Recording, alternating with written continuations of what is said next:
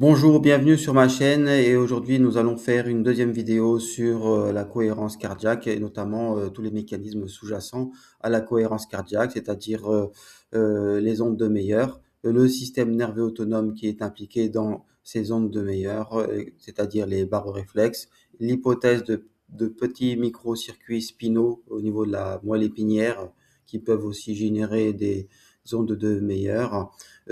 Éventuellement, nous parlerons peut-être de l'influence thoracique, c'est-à-dire est-ce que la colonne vertébrale peut influer sur la fréquence cardiaque, car en effet, il y a des nerfs spinothoraciques qui vont en direction du cœur. Et donc, et nous parlerons éventuellement des autres approches complémentaires sur la régulation du stress, notamment la respiration carrée. Est-ce que c'est pareil que la cohérence cardiaque? Voilà donc une vidéo assez complète et j'espère qu'elle vous plaira et qui est dans la suite directe de la précédente vidéo que je vous invite à voir. À bientôt. Tout d'abord, nous allons présenter brièvement les ondes de Meyer. Que sont les ondes de Meyer? Pour les comprendre, il faut d'abord revenir à des choses pratiques. Lorsque vous prenez la tension chez le médecin ou lorsque vous-même vous prenez la tension, vous avez deux chiffres. Par exemple, vous avez le chiffre 12 de tension systolique et le chiffre 8 de tension diastolique. Et cela forme une courbe sinusoïdale en rouge ici. Et cette courbe sinusoïdale va permettre d'avoir une tension à peu près stable dans l'organisme. Mais si nous regardons de façon plus ample, plus large, cette courbe sinusoïdale, eh bien, s'inclut dans une autre courbe beaucoup plus grande qui varie sur environ 10 secondes. Elle baisse à peu près sur 10 secondes et elle augmente à peu près sur 10 secondes. Eh bien, cette onde à l'intérieur euh, d'autres ondes, cette onde qui inclut, je dirais, la tension artérielle, la courbe sinusoïdale de la tension artérielle, s'appelle l'onde de Meyer. C'est une onde plus profonde qui permet le lissage global de la pression artérielle dans le corps.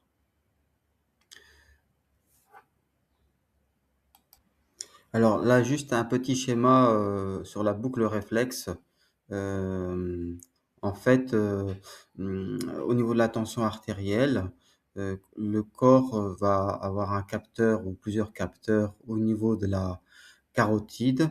Et si la tension artérielle, par exemple, augmente, eh bien, ces capteurs euh, carotidiens vont faire ce qu'on appelle un baroréflexe. Un capteur, c'est un réflexe à la pression.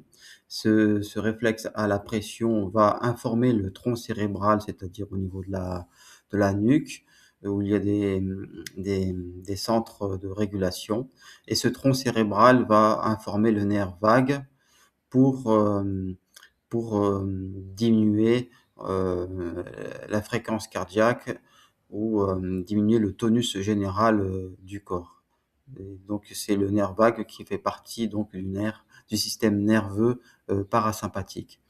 Et notez bien, toute cette boucle a besoin en gros de 10 secondes. Donc voilà, c'est important. Et l'effet inverse se produit avec la tension quand elle baisse, eh bien, le baroréflexe va avoir une autre information et va stimuler le système nerveux sympathique qui est plutôt localisé au niveau de la moelle épinière pour augmenter le tonus. Et c'est pour ça que vous avez une boucle de 10 secondes vers le bas et une boucle de 10 secondes vers le haut. Et pour préciser une chose, la majeure partie de l'origine des ondes de Meyer viennent du baroréflexe.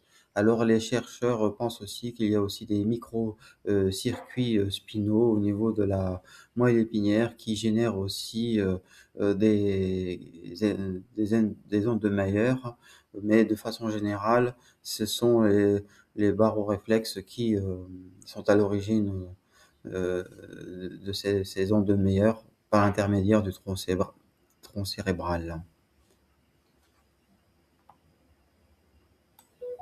Et comme nous avons parlé du nerf vague qui fait partie du nerf du système parasympathique, c'est-à-dire ce qui fait baisser la courbe de Meyer, des ondes de Meyer, il y a bien sûr le système inverse pour augmenter la fréquence cardiaque. Et vous voyez sur ce petit schéma qu'il est relié à tous les organes de façon générale pour augmenter le tonus général. Mais nous allons nous focaliser sur ce second schéma sur les nerfs sympathiques thoraciques parce qu'ils en fait sont reliés assez directement au cœur et ces fibres sympathiques, comme vous voyez sur le schéma, font partie de la colonne thoracique et elles commencent en général au niveau de la première vertèbre thoracique jusqu'à environ T5 et elles influent à un nœud qu'on appelle le sino-auriculaire au niveau du cœur et qui va augmenter la fréquence cardiaque et le tonus vasculaire. Et tout ceci va avoir comme effet d'augmenter la fréquence cardiaque, c'est-à-dire la tachycardie. Et donc, la conséquence, c'est que la cohérence cardiaque agit indirectement en diminuant l'hyperactivation sympathique. Mais je voudrais dire aussi autre chose par rapport à ça, c'est que il faut maintenir une bonne colonne vertébrale en santé de façon globale, toute la colonne vertébrale. Mais la colonne thoracique est souvent négligée, on a tendance à se voûter et les fibres nerveuses sympathiques glissent moins au niveau des vertèbres et il peut y avoir des conséquences de suractivation du système sympathique par mauvaise santé de la colonne vertébrale thoracique. Donc, le conseil serait de faire aussi la gymnastique thoracique en complément de la cohérence cardiaque. Et pour terminer ce petit exposé, dans l'ensemble, il serait utile d'utiliser la cohérence cardiaque pour baisser la tension artérielle.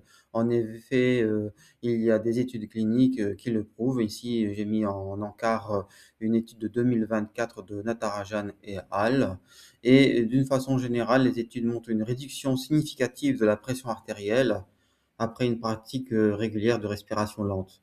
Dans l'étude de Natarajan et al., 15 minutes par jour suffisent de respiration consciente à 6 cycles par minute, 15 minutes par jour, pour avoir une baisse de la tension artérielle.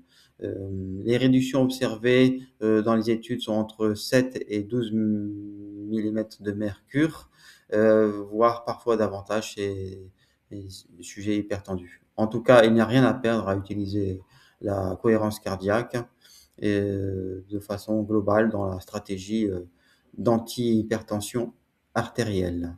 Je vous remercie. C'était le docteur Carlos Polo et j'espère que cette vidéo vous a plu et à la prochaine.